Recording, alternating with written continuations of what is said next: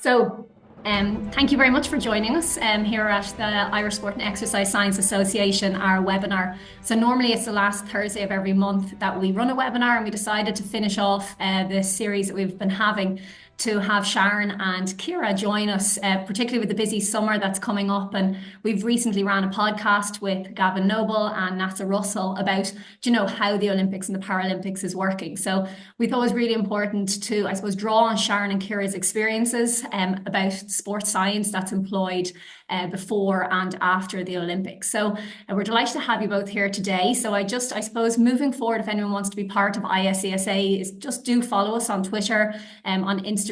It's at Irish SESA, or check out our website as well at www.isesa.ie. But firstly, Professor Sharon Madigan and Dr. Ciara Sinnott-O'Connor, thank you so much. I have so many titles for you here. It's Head of Performance Nutrition at Sport Ireland Institute for you, Sharon, and Head of Science at the Olympics, and Ciara, Head of Performance Physiology at the Institute, Sport Ireland Institute, and Head of Science for the Paralympics. So there's loads going on, and hopefully today we'll, I suppose, be able to kind of pull on your experiences and really give everyone an understanding of what really is going on behind the scenes. And we all are going to be watching on TV and seeing all the excitement. So what is going on? So thank you both. I would encourage everybody to, if you have any questions, really pop them into the chat. And while Tom and I will be jumping back and forth between asking questions and having a conversation, please pop your questions in. And at the end, we will put them towards Sharon and Ciara as well. So I suppose to kick us off, you both have hugely influential roles in the sporting world, and I suppose many people would be very envious of them. So I suppose, could you talk us through, and Sharon, might come to you first, talk us through your journey, I suppose, to how you got to where you are today and what kind of inspired you to pursue a career in this area? I wish I could remember that far back. SJ, it's been that long. I mean, it's been a varied journey, really. I suppose I have a background in clinical dietetics and nutrition, but an interest in sport has always kind of brought me in this direction. And when I started my PhD in Jordanstown many years ago, the institute there was just opening up as well. So I suppose it was a little bit fortuitous in terms of right place at the right time. They didn't want somebody full time. I obviously was doing my PhD, and then that kind of led into working with boxing because I suppose sport became more structured in Ireland at that point. So we were starting to see support systems around some of the NGBs, and one of them was boxing, and I started working with them, and that kind of led, I suppose, to the Institute in Dublin in 2010. And again, it was a slow burn there where I suppose service providers were contracted and still are really. But those days obviously have increased significantly across all the disciplines, not only physiology and nutrition, but across the board, really. So, I mean, from that point of view, it's been very varied. And through that, I mean, you've had to be able to deliver service. I mean, that's our priority at all levels, and hopefully make successful arguments for, further service provision. But I mean, that only goes with really good work being done, and then the NGBs looking for more delivery as well. So, I mean, that's kind of how I got to where I'm at the moment. Very good. And Ciara, I suppose maybe talk us through your journey, how you got to where you are and what was your inspiration? So I suppose my first taste of working in sport was my intra placement in DCU in 2007. And that was with Giles in the run up to Beijing. And I suppose that was the first time that I got a taste of what sport and high performance sports and sports science support actually meant.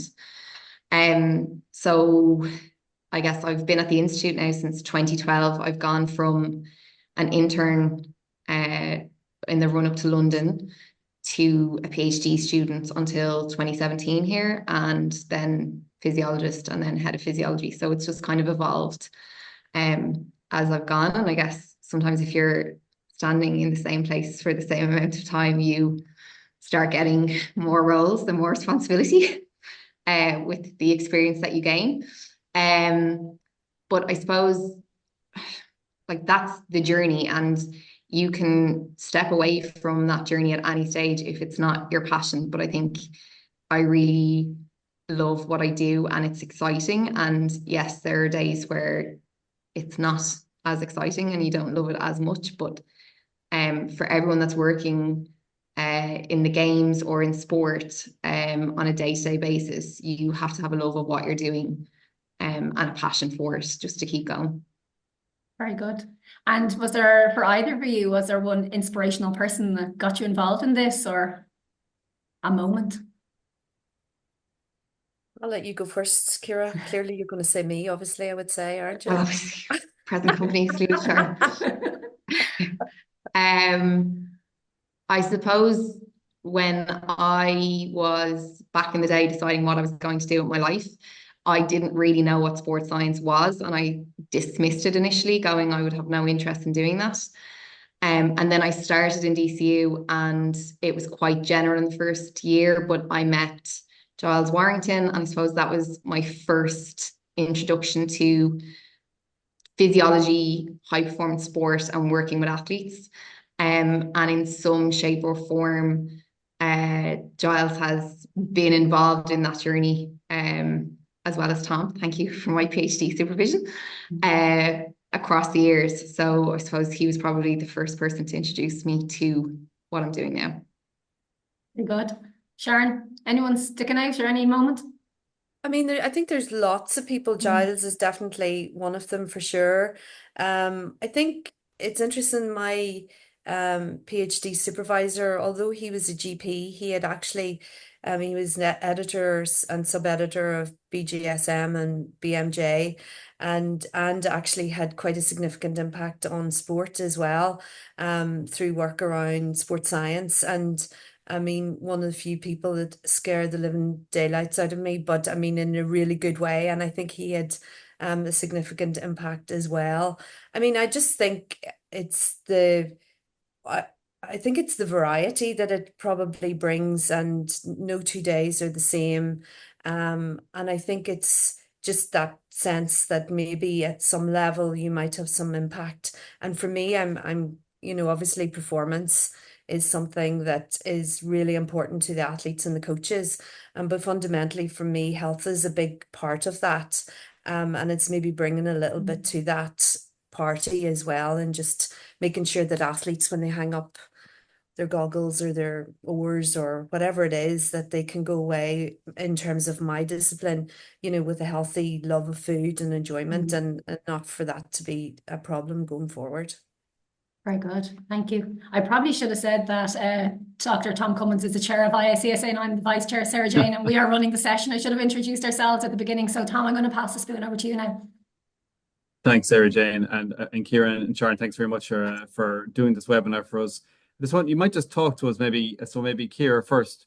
What does your role as an applied practitioner or head of physiology look like on a daily basis?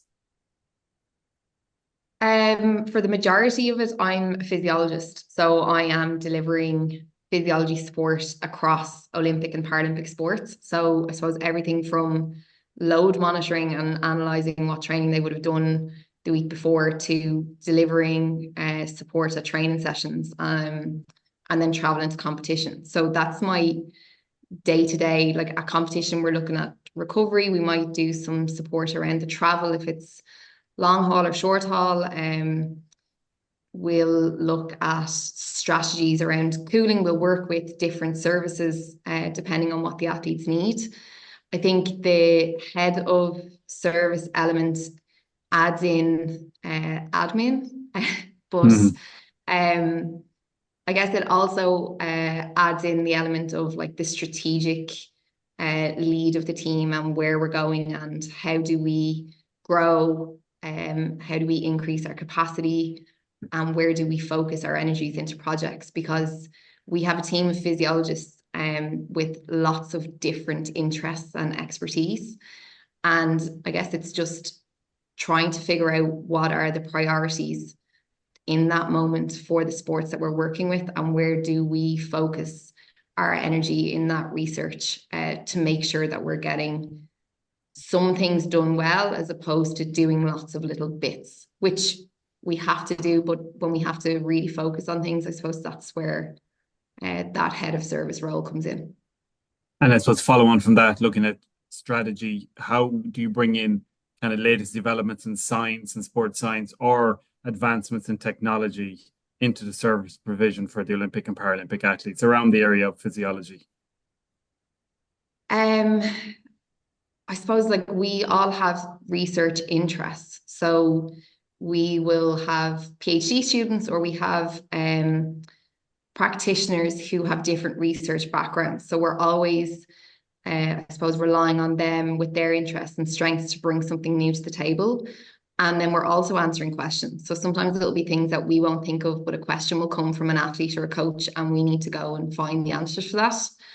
I guess the caveat of that is while we want to stay on the cutting edge of science, we have to be careful that we test things and validate things first, because I think in recent years, especially, there've been a lot of social media science, which can influence decisions or can influence the thoughts of athletes. And I suppose we have a responsibility to make sure that it's backed up by science and it actually does work.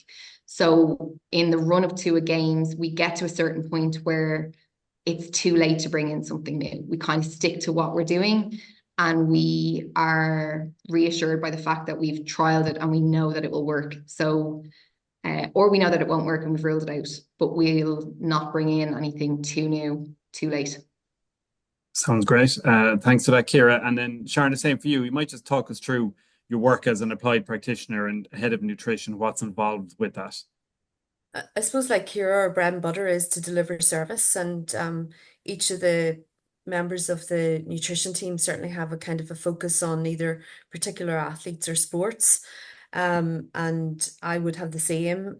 We kind of, shuffle the pack every now and again for a variety of different reasons. I think giving people experiences in different sports or with different athletes or whatever. So again, applied, I'm currently working at camp with boxing here at the moment. So that's my job really. I really enjoyed putting my out of office on there a while ago. So again, that is, I mean, it's completely operational over the next, number of weeks. And I suppose it does bring that element then of thinking about that strategy element and where we can deliver service in conjunction with the NGBs and in terms of what they need and where the gaps are in their service. So, I mean, there would be an element of that. And, actually that's where we've probably seen research has been able to fill gaps a little bit. And certainly where we have research practitioner roles has been quite nice. And I mean, since I started in 2010, I mean, the first thing that I did was develop a relationship with one of the universities around putting in place a PhD student, because at that time we were kind of a one-man bandit type role, and I mean we had far more requests than we could deliver. So actually what we're able to do with that is to add value around the edges for sports and also be able to deliver a little bit of extra service as well as obviously that research piece as well. So I mean, completely operational over the next while, and to be brutally honest, over the last 6 months it has been exceptionally operational. But hopefully when the games finish, we have that kind of fallow year, for want of a better word, where we can reflect, review, see what has worked, see what we need to change or adapt, and evaluate our impact in terms of the sports as well. That's super, Sharon. Thanks for that. You might just talk to us as well around your games experience. So over the last number of games, how have you been involved in the games, and how has that evolved over the last number of years? Yeah, well, I mean, there's been very, very loads of change in rules. I think my first actual games experience was probably in the lead into Beijing. I think no, Athens, my goodness. And I went actually, I was involved with Team Ireland at the time in terms of putting some support there, not delivering actually or being with the in Athens itself, but I did go to the Holden camp for boxing, which was quite small at the time, but we went to France. So I suppose from that point of view, it was very much service delivery in terms of boxing at that stage. Beijing supported Giles in his role as head of science at that point, in terms of strategies around nutrition, education, and so on and so forth for athletes going forward. And then I suppose then leading into London again, in that kind of camp role, where Giles and SJ actually were in that and supporting, I suppose, the wider team in terms of delivery of nutrition within that as well. And that kind of evolved into same in Rio. And then Tokyo obviously was a very different experience because of COVID. And there was we had a big camp. I had gone with boxing to their camp, which was away in a different area compared to the main Team Ireland camp. So I'd spent probably about 10, 12 days with them before I moved into the main Irish camp at that stage. So again, we were gone a lot longer than everybody else. And I suppose part of that role was probably a little bit of forward planning for everybody else coming out, given that whole COVID scenario that we had there. And then obviously in this, I suppose, leading a really good group of well experienced practitioners in terms of delivering science into Paris, which effectively is a home games as much as we're ever going to have them. And the whole point really would be to kind of, I suppose, deliver that science piece and make sure that there is a legacy that comes out of that going forward. Thanks for that, Sharon. That sounds fantastic. Just of the involvement over the years. And Ciara, based on your games experience, have you seen that involvement as well, of, I suppose, support over the years? And maybe you might talk to us about your involvement with the games. So I know, your PhD was based around data from the games in 2016. Yeah. So Rio was my first games experience for the Paralympic Games. And I guess it dovetailed with my service delivery. So I was conducting research around recovery and training for para athletes. So I got to collect that data when I was at Rio, which I guess for us in the field is one of those unique opportunities that we have.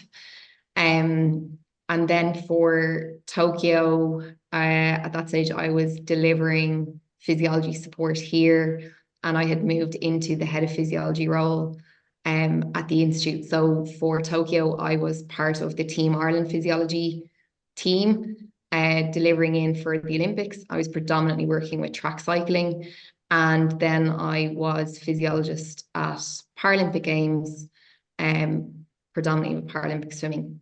So I suppose that was an involvement in that. That was the first time I had done 2 games back to back. And it must have gone well because I'm doing the same thing again this time, where I will be working with Sharon around the recovery space in the village for athletes. And I guess that's probably the first time that we've been able to open up that type of a service for athletes in the village. So it's just an evolving piece around the science and how we're engaging with sports. And then for Paralympic Games, I have the head of science role in the run-up to the games, but on the ground it will be just delivering physiology support, predominantly with Paralympic swimming. And I don't mean to say just delivering, but all of the organizational work is done at that stage. The freight has all been sent out. Strategies have all been agreed. People know who they're working with and how long they're away for. So that's where we get to go back to just the bread and butter of what we do. And like Sharon said, it's essentially why we're doing the roles in the first place.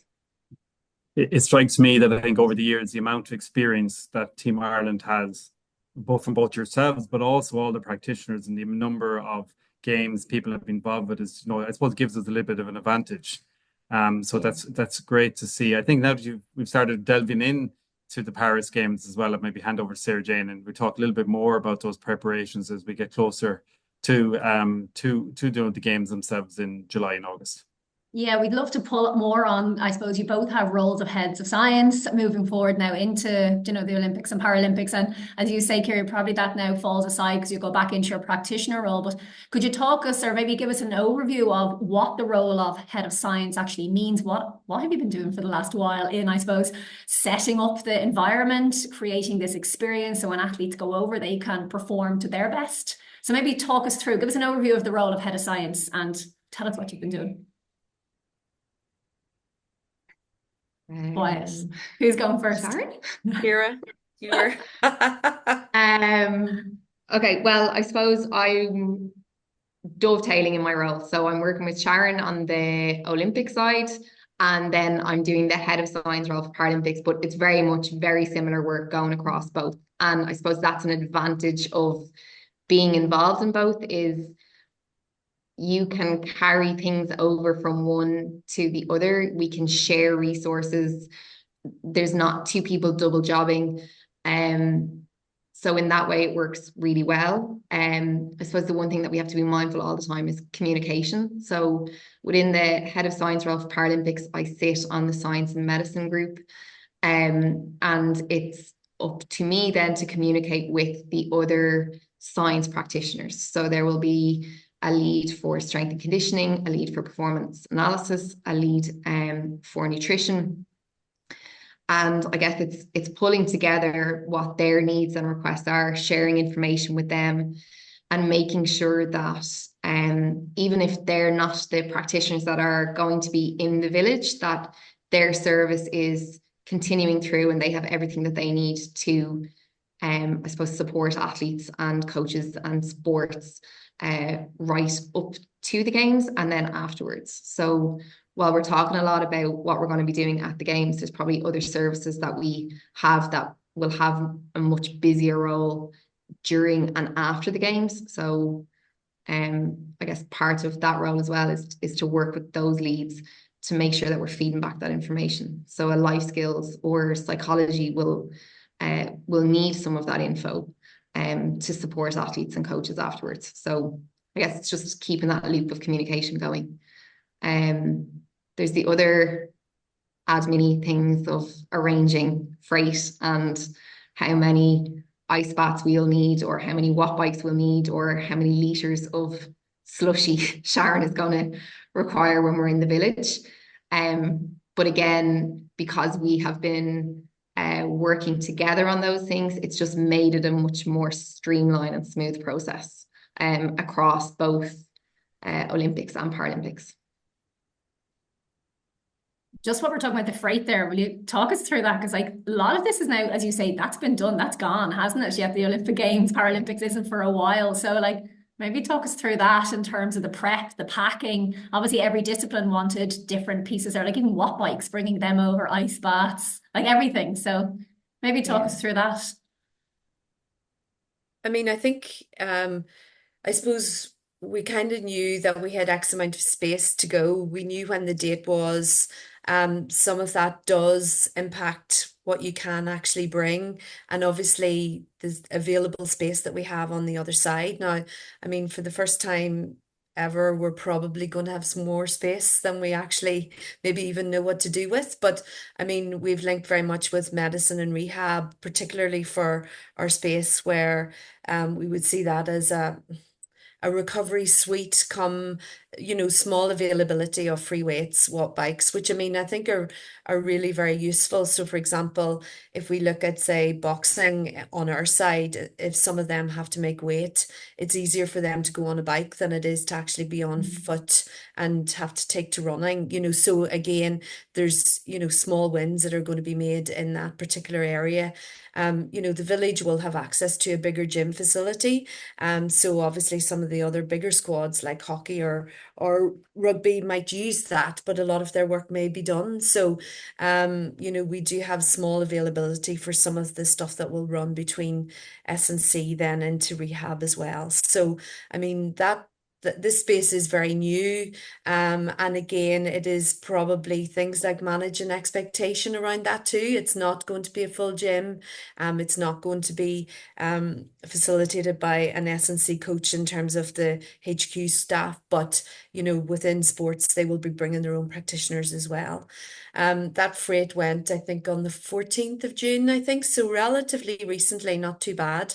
And again, I mean, that was a joined up piece around science, rehab, medicine, and I mean all of the other bits and pieces like the furniture for the village setup in terms of Team Ireland, all of those things had to go in there as well. So there's a little bit of negotiation, let's say, towards the end when, maybe the space became a bit of a premium and we had to then decide what was going to be a priority or what we needed to. And in fairness, I think we did quite well out of that as well, because, I mean, not only do we have the recovery room, but then obviously we have analysis as well. So there's a significant increase in that in this Olympic cycle and in this team games for Ireland as well. So I mean, there's that, and I mean, Ciara said it, communication with other leads is really important there. And I mean, at certain points, some disciplines become more important in a can you say that, Ciara? But I do think that there are disciplines. So, for example, a lot of the education and delivery of the work that we have done has happened over the last 9 months. So, education around all the bits and pieces. In fact, it probably started really before the European Games last year, and we tried to use that a little bit as a dry run. Not all the sports or athletes that would be going to the games, obviously, are the same ones as going to European Games, but we had a few, sports where we were able to kind of try out and test some strategies there and see how that would work. And then obviously with the opening of the chamber just after Christmas, we were really able to ratchet up a lot of the education and delivery of actual climatization and stuff like that, when we had that on site as well. So, I mean, I would say a lot of our strategies are stuff that athletes need to be doing. You can't just do it, the eve of an Olympic Games. It needs to be carried out. It needs to be trialed. Not all athletes in sports will have a huge requirement for it. Some will have a bigger requirement than others. And again, it's making sure that they've fully bought in and they're willing to, we can only do so much. And I mean, that's one of the big things that we've done is communicated with all those sports to try and see what their requirements are. And then for us to be able to deliver that either in the last 6 months or in the last 2 weeks. And I think as even all the work, I'm just thinking of the sports science in terms of the heat and the cooling, as you say, with the chamber open now, that's regularly in use. You've developed loads of resources, videos, because it is going to be hot and humid over in Paris, preparing the athletes for when they go and educating them, even sleep workshops. There's a huge amount of sports science work being done here before the athletes even go, and hoping then they, employ those strategies when they're away. Yeah, and I think we're really lucky because within the team across the board, we have a lot of people with a lot of experience. I think you said it, Tom, a lot of experience, a lot of applied experience, and also, which is really nice, a lot of research-backed experience as well. So not only can we come at it from a practitioner point of view, but you can actually bring some of that shiny new pieces that obviously, athletes and coaches they love the shiny things. They love whether they work or not. It's irrelevant if they're shiny and new. That's really important. And some of it is new, and we've been able to deliver that quite nicely and incorporate it as part of a wider strategy and a wider team effort, which I think is really, really important. You guys have been over to Paris quite a bit, in the village and other competition venues, trying to suss things out so you can get it set up. Would you talk us through maybe some of the stuff that you've been doing when you've been there? There's been loads of extra bits to do when you're there. Well, I think Ciara and myself probably we've been together a little bit and also then separate as well. I think obviously the village, the last time certainly I was in the village, it was still a building site, but we had a fair idea of what things we're going to look at. And I mean, the village has been set up with kind of I suppose the climate of 2050 in mind. So cooling floors, we've got the top levels in terms of the building that we had.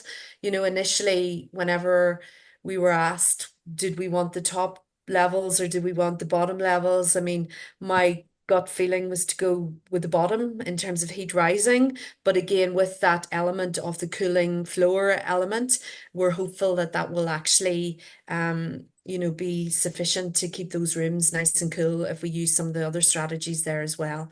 And what it also does is gives us an outside space, because I think, again, it's really important that we have that kind of communal coffee area, outside space that's covered, a little bit of relaxation downtime, which is obviously important in the whole thing as well. We're very close to a lot of the really important elements of things. The poly clinic, the canteen or catering, which is really important, the hub for the buses or transport. So they're the kind of main items that you want to be very, very close to in terms of reducing your step count, in something like that. And obviously then you reduce your, if we do end up with a very warm and humid games, you don't want to be outside as much as you possibly can be. So that's been one element of things. Ciara and myself have been to where athletics are going to be based, and looking at some of the, facilities and strategies there, a little bit around sleep, the cooling element of things, what they might need. And some of the rest of the team have obviously been in places like where rowing's going to be, where the sailors are going to be. I know some of the nutritionists have been down there as well. So, I mean, there's been a significant support or I suppose recce's to some of these places. And obviously then this is where the communication piece is really important as well, because medicine and rehab were recently over in April. So they probably had the last big piece, which was linking in to the village, almost completed. But really in terms of that wider piece around where medicine and science probably cross over around that heat element of things as well. So real good communication with the head of medicine, head of rehab and that. So again, that's where those things become really important. Very good. Thank you.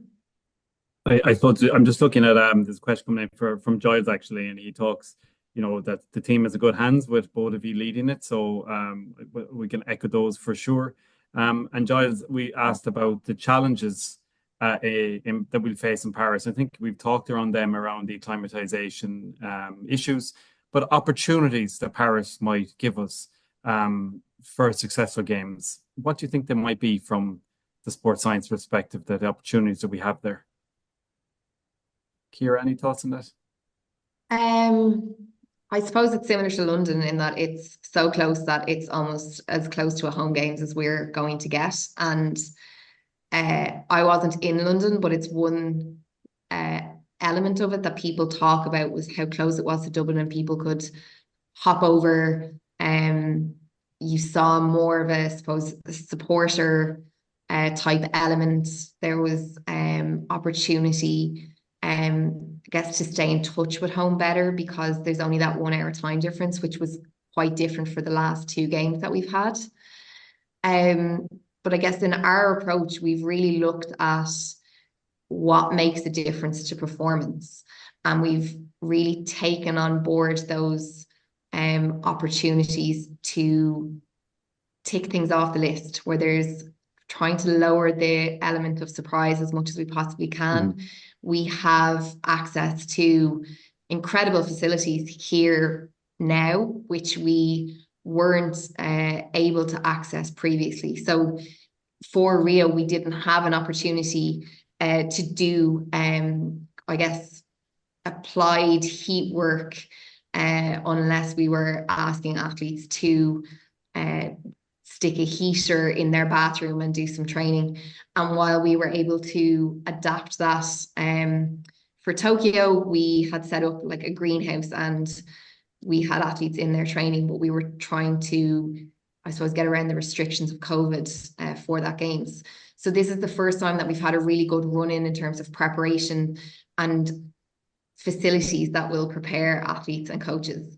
And because we have focused so much on what we can do well, we've been able to open that up. So it's athletes, coaches, and support staff. So for the last 3 to 4 months, we've been offering sessions for admin staff, office staff, the people who are going to be there and play really pivotal roles, to use the heat chamber and to come in and to start to begin their acclimatization, because they're going to have significant roles and they will be impacted if it is very warm. And I suppose sometimes we sound a little bit doomsday, where we're trying to prepare everyone for the worst.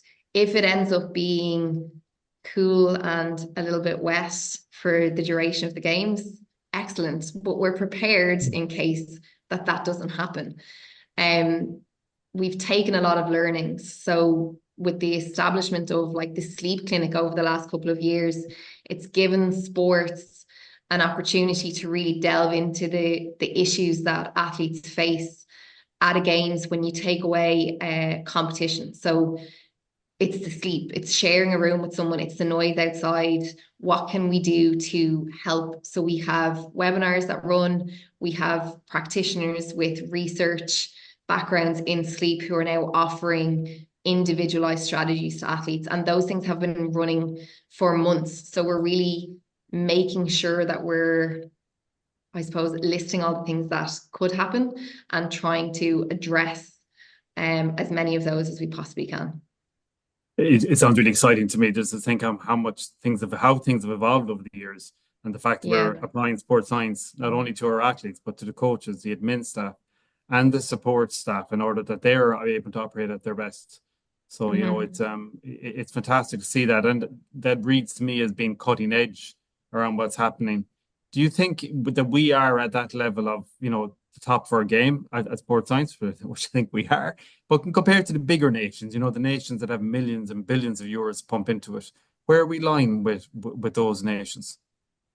I mean, I don't think we can ever compete with that. I mean, and if we try to do that, I mean, we frustrate ourselves probably more so than anybody else.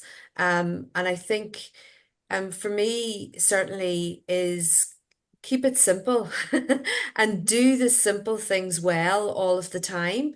And I think some of the small things, I mean, at the end of the day, Paris is so close that I think we've been very lucky. And I mean, though in terms of accreditations, that's always the big element of things, where athletes have to go to probably one of the biggest competitions of their lives, maybe not with the people that they really are used to going. So if you think about all the competitions that, you know, we support in terms of Europeans, Worlds, Nationals, whatever, where they may have a service provider in science that's there as a matter of fact, and suddenly you go to the Olympic Games and they're not there, or that service isn't there.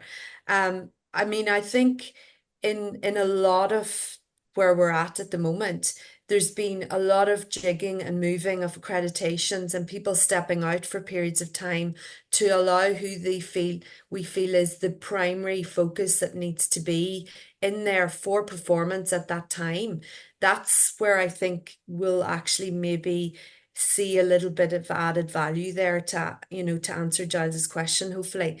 I mean, so for example, I'll step out for 3 or 4 or 5 or 6 days to allow another practitioner to come in terms of an accreditation, or Ciara to stay on, who will support maybe cycling at a certain point. Boxing will have been supported up to a point. We will go out and come back in again, you know, and that is happening across the board. Rugby have that facility. Will support hockey in terms of their delivery. When athletics come in, other services will leave, and then the focus will be then in terms of supporting that athletics piece as well. So, I mean, I think there has been a significant change, and I would see that as probably the piece that will allow that performance element to be delivered, and also possibly that kind of gray area that we Mm. support as well, which is those relationships. And maybe when an athlete or a coach or another are having a bit of a wobble, and you can go and have a coffee with them, or, talk whatever amount of whatever you need to talk to them. Some of those things are the unsaid, unwritten pieces of the relationships that we have within sports science. And I mean, I think there are some of the really crucial bits that we actually do deliver on as well. I think you've both mentioned and touched on changes. And Tom, I'm kind of chuckling because you're even now before Sharon and Ciara's time, we think of Sydney as an athlete and now coaching many Olympic athletes. What changes have you seen since Sydney, or have you seen any sports science changes? Well, honestly, there was no sports science in Sydney, so it's a world apart from where we are. We had our coaches there, and we had obviously our medical staff, we had our doctors, and we had our physios, but there was no physiologist, no nutritionist, or actually in our camp, our nutrition, Sharon, was we got vouchers to go to the restaurants along the street, so that was our nutrition. So how things have moved from there, and obviously, we had fantastic coaches and fantastic support from physios and medical team who were there. But the breadth of support and the detail that you're describing today was not there. We traveled all the way across the world, but there was no support at all on how you recover from that flight, how you acclimatize on the other side. So, I think it's just very exciting to see where we're at now and what potential is available to our athletes. And I think just to add to that, Tom, I mean, at the end of the day, we don't all go to every competition that an athlete goes to or a coach goes with them. And I mean, they're well experienced in doing a lot of these things as well without us. I mean, a lot of the work has been delivered over the last year, 2 years, 4 years, whatever length of time we're working with some of these. But I think it's some of those small things that maybe the environment, and I mean, this is the thing going forward. Environment is going to have a massive impact on performance. And I mean, I certainly think that that's where science is probably going to, bring it to the next level. Ciara talked there about sleep. We know the impact of the heat on the gut. I mean, so there's multiple areas where we have fantastic practitioners in a range of different areas that can add value, to these to athletes and NGBs. I think, Ciara, you touched on this being as close to a home games as we can get. And, I suppose most of our athletes, like before, they'd have to go away and acclimatise and get close to the venue in the form of a holding camp. Whereas I suppose, Sharon, you're in Germany currently. We probably didn't say that actually. You're already away, in a competition pre-training camp, ready to go. And, a lot of athletes will be going to maybe venues they're used to, which can only be an advantage, and availing of the sports science strategies and the services they're used to. And then we have a holding camp here in Dublin as well. So that can only be, I suppose, an advantage for the athletes as well.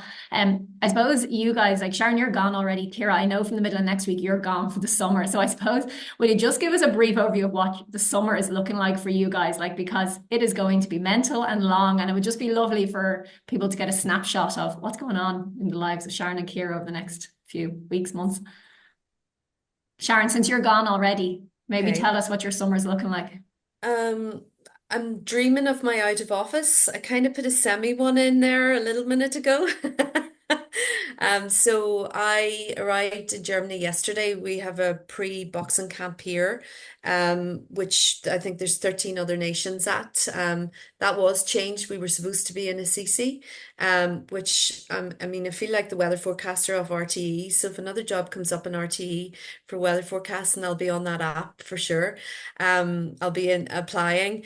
And it is actually freezing here, would you believe? So I mean, we've gone, but we had to weigh up the sparring opportunities versus the heat piece, and I do believe it is going to get warmer here anyway. So I'm here until the 12th, I think, and then I go back home and I leave on the 15th, and I then am booked home again on the 12th of August.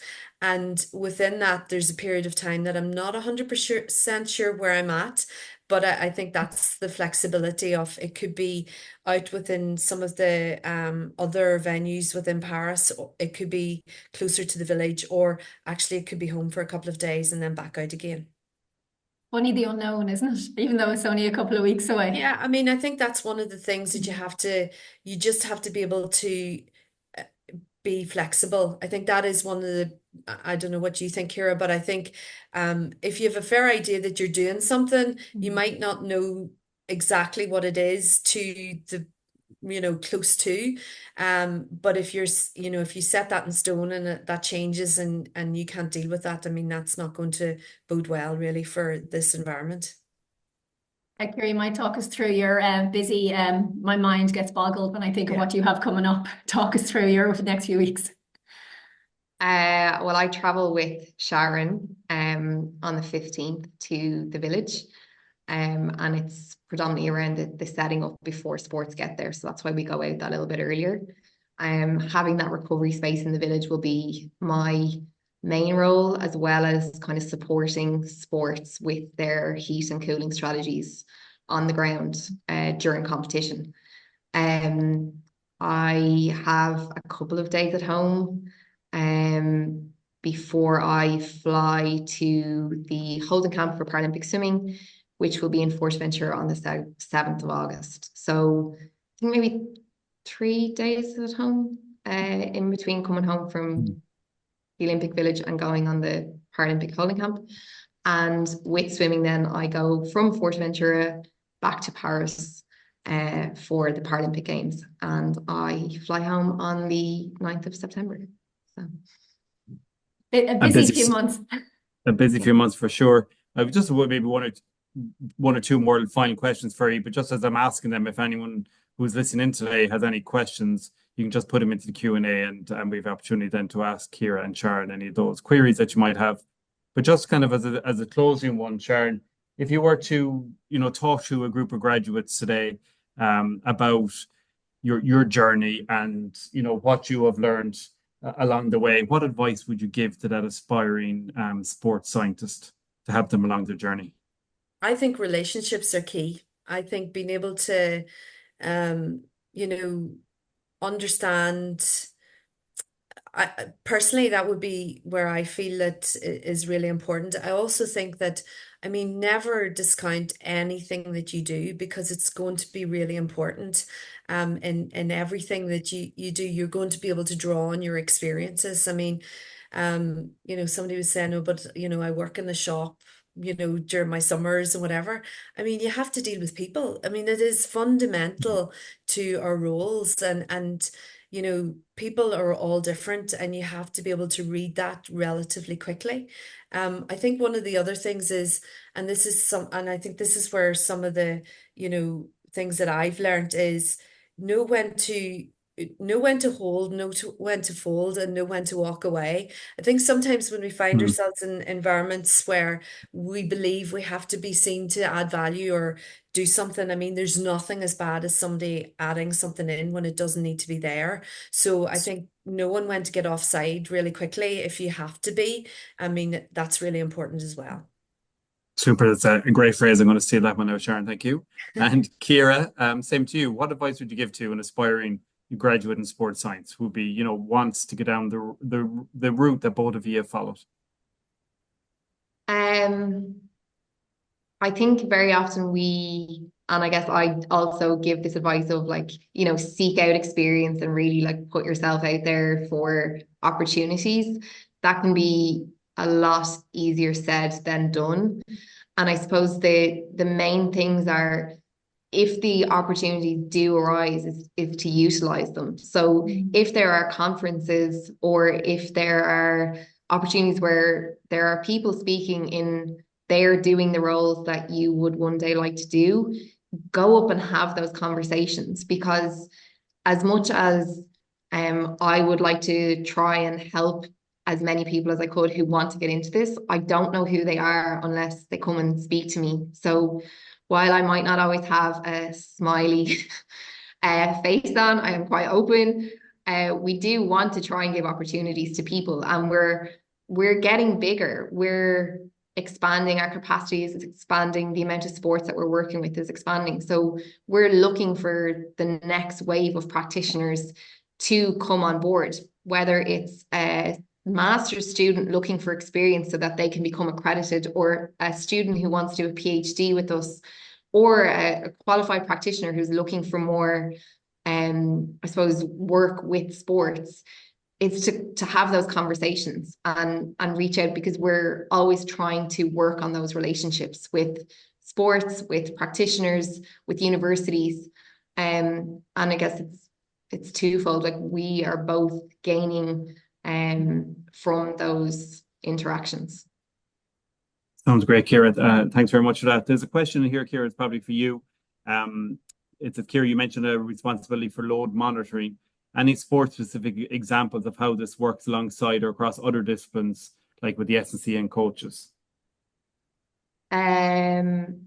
Yes. So I suppose that was my background for my PhD, but we would have load monitoring across maybe 7 to 12 sports at the moment. And we're looking at a range of deliverables. So for different sports, it will depend on who the person is that would have the most contact with the athlete or the coach.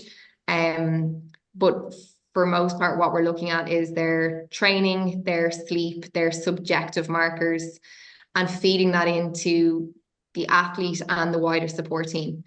And I guess it's weekly looking at what they've done, what they're planning on doing next week or in a month, and how that might factor into what they're doing day to day and what they need to consider. So even if it's small things, like if there's an athlete that is experiencing issue with sleep, and we know that they're taking on long haul travel, it's working with the practitioners here with experience in long haul travel and sleep, and I suppose referring those athletes on, so that you're constantly keeping that loop of communication.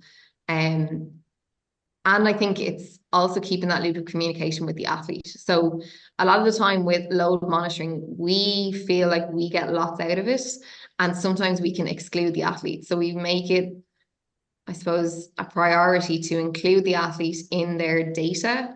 And if that means then that we have to flag something additional with a coach or a practitioner, we'll do that. But for the most part, it's to keep that wider support team linked in with the athlete. So that's what we would do weekly across a range of platforms. So we have to meet the sports where they're at. So for some sports, it might be a much more basic level of load monitoring. And for other sports, we're able to add in more elements and maybe add in more tools that we're including in that. But I suppose we start with a stepwise approach, and we try and graduate that as we go on based on the information that we want and the information that we're getting. It's all relationships as well, isn't it, really? If you want, the people to act on that advice or to, make changes based on it. And another probably aligned question for you, Ciara, is about implementing individual athlete taper strategies within a squad or a team setting. So have you had any involvement in that? Obviously, if there was a bigger group of people, how an individual taper might work? Or is that linked to the load monitoring that you're doing? I suppose it's probably linked to the load monitoring, and then it's linked to the sports that you're working with on the ground. So coaches and support staff will have those conversations. And while there might be a general idea of what the strategy is going to be for a squad, and it can be a squad of, 12, 15, it could be a squad of 6 swimmers, it could be a squad of 10 boxers. There will be a certain theme for their taper, but you will always end up identifying 1 or 2 athletes where we really have to individualize it. Athletes who are struggling with anything out of the ordinary will require a different approach to the athletes that are feeling okay at that point in time. So I guess while we'd like to think it's a fairly general taper as we run into the games and things quieten down, I think with anything that we do, it ends up being individualized, because we're constantly looking at that feedback and how the athlete is responding to what environment they're in. Sounds great, Ciara. And I think I'm conscious of coming up to the hour. And from my perspective, I think it's been fantastic having the insights, and really exciting few weeks ahead. And it's great to see the work that has been done on the ground in preparation. And the ISESA, just want to wish the Institute and all the staff and all the athletes the best of luck in the coming weeks in the Olympics and Paralympics. and for both of you again for giving your time today. Sarah Jane, anything to add to it? No, nothing at all. But I don't know if we can forget Paul's question there about Oh yeah, go on, you Sharon can read needing that to out. finish us off in a song there, the gambler after the Well, quote you listen, gave us. So should that sign us off? Send I everyone off on a mean, high note? it would be a note of some sort. I'm not sure how high it would be, but yeah, nobody needs to hear me singing at all Brilliant. on any level. Well, thank you very much. And thank you everyone for tuning in to us today. I know it's summertime and people are trying to switch off or others are becoming super busy, but thank you for joining us today. So this is the end of our webinar series until September, and we will be back in touch with how we're going to run it then. But do stay tuned to the social media channels during the summer, and we'll provide you with some updates as things are progressing. So thank you again, everyone. Thank you. And we'll see you soon.